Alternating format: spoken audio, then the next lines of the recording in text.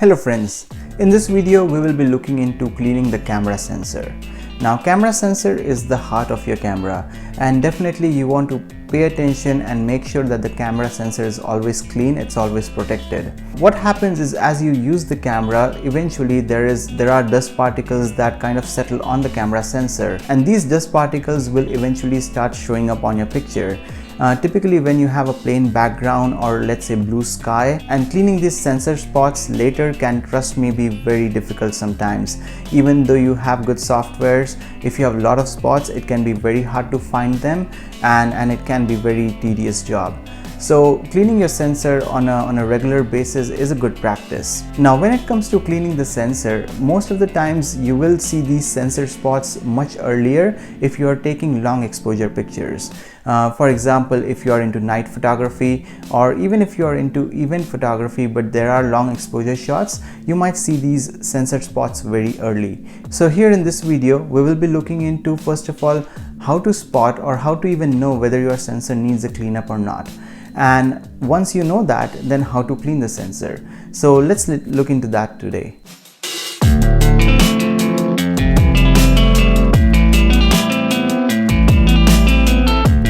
It is good to see that people are viewing these videos and learning from it.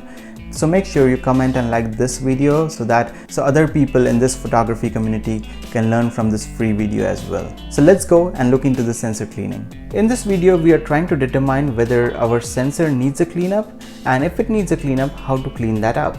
Now, if you remember, in my previous videos, I have explained that our sensor is located in the camera body right here inside, and what it does is basically every time the light enters, the mirror here goes up, and then basically you have the sensor that is capturing the actual picture.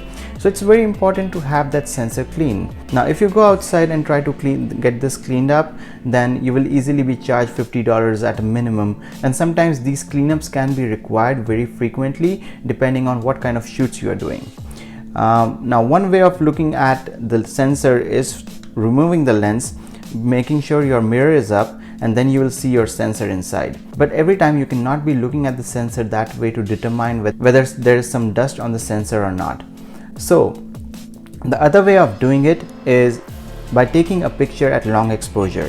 What you do is put your camera in manual mode and look at the settings. Now one thing we will have to do is we will have to make sure that we are taking a long exposure shot. Don't worry about the focus, don't worry about the exposure. I know this shows that it is highly exposed picture, that is fine. Because what you're trying to do is just make sure that you capture an image and it will show you all the spots if the sensor is dirty. So let's try that. I'll take a picture here. So once you have taken a picture, you will see a blank picture like this. Now if you had spots, you will see small spots right here throughout the picture, and that will tell you that your sensor is dirty. I clean up my sensor very frequently, so you're not seeing many spots here. So just in case if we have those spots, this is how you will clean it. So first thing you need to do is remove your lens. So removing lens is easy. All you do is click it here, rotate it, and your lens is out. So what you're seeing inside is the mirror, and then behind it is the sensor. So couple of things that you will have to do is first make sure that your camera is ready for cleaning the sensor, and in order to do that, what you do is go back here into the menu. So I'm into my setup menu and go into clean image sensor. So that is one of the ways to clean the sensor. What camera does is, at least these new cameras or D750 has that function where it has a vibration mode. Basically what it does is vibrates your sensor and kind of tries to clean that up itself. But then the other option that you see right below it is lock mirror up for cleaning, and that is what we will be selecting.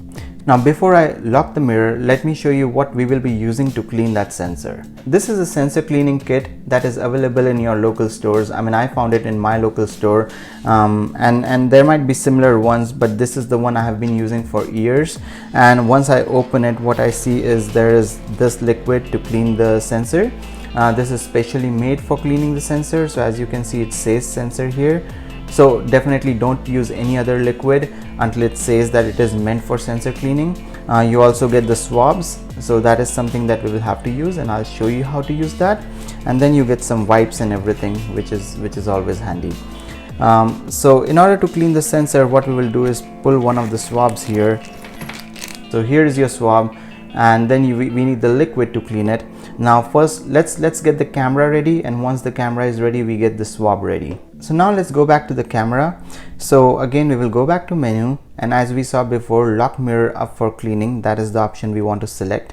Now as soon as I click OK here, it will say start. Yes, we want to start, and it is telling me that I have to click my shutter button.